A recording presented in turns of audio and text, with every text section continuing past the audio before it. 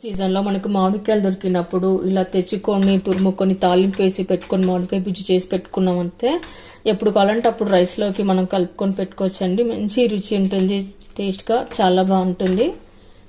మామిడికాయ పులిహోర. ఈ పులిహోర ఒక్క నైవేద్యానికే కాకుండా మార్నింగ్ బ్రేక్ఫాస్ట్లోకి, లంచ్ బాక్స్లోకి కూడా చాలా బాగుంటుందండి. పిల్లలు పెద్దలు అందరు ఎవరైనా సరే చాలా ఇష్టంగా తినే ఈ మ్యాంగో పులిహోర నోటికి కమ్మగా రుచిగా చాలా బాగుంటుందండి.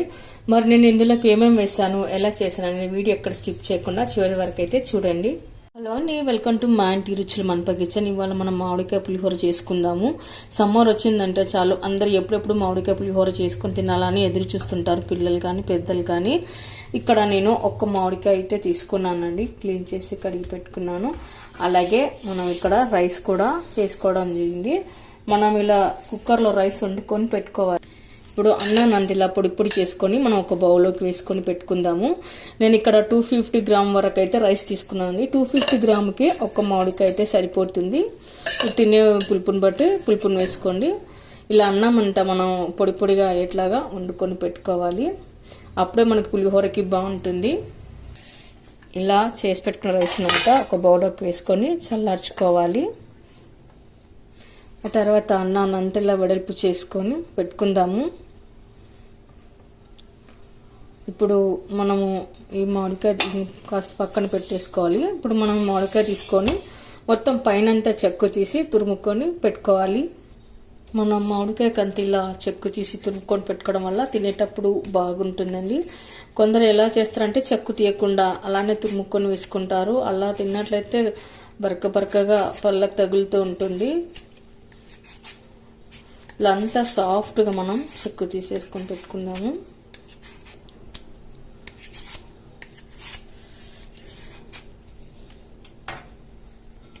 ఇలా అంతా సాఫ్ట్గా చెక్కు తీసిన తర్వాత తుమ్ముకొని పెట్టుకోవాలి.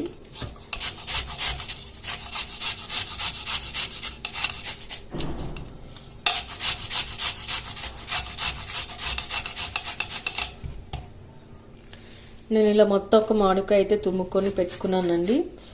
మీరు తినే పులుపుని బట్టి మామిడికాయలు తీసుకొని, కొన్ని పుల్లగా ఉంటాయి, కొన్ని నార్మల్గా ఉంటాయి. కాబట్టి మీరు తినే పులుపుని బట్టి మామిడికాయ తురుమును తీసుకోండి. ఆ తర్వాత తిని పక్కన పెట్టేసుకొని మనం తాలింపు వేసుకోవాలి. కోసం కడాయి పెట్టుకొని అందులో 3 టేబుల్ స్పూన్ వరకు అయితే ఆయిల్ వేసుకోవాలి.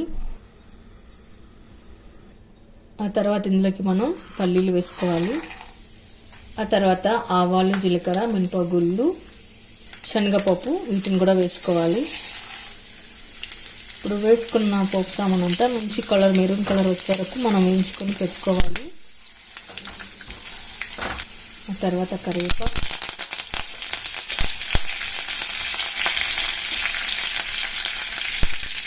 ఎండుమిర్చి.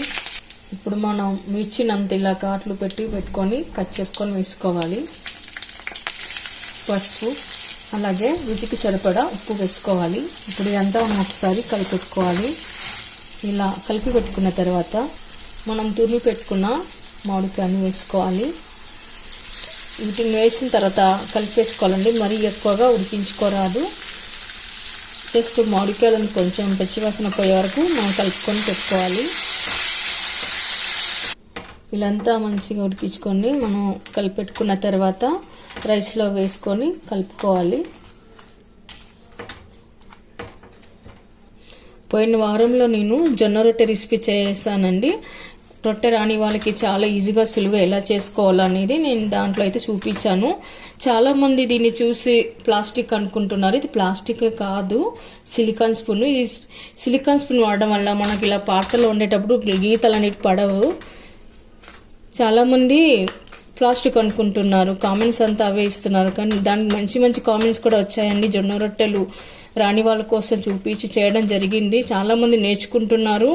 లైక్లు కూడా బాగానే వచ్చాయి, వ్యూస్ కూడా బాగానే వచ్చాయి. ఇప్పుడు మనం కలిపెట్టుకున్నాక అన్నం వేసి కలుపుకోవాలి. రైస్ అంతా చల్లారిన తర్వాత మనం చేసి పెట్టుకున్న మామిడికాయ గుజ్జును ఇందులోకి వేసి కలుపుకొని పెట్టుకుందాము.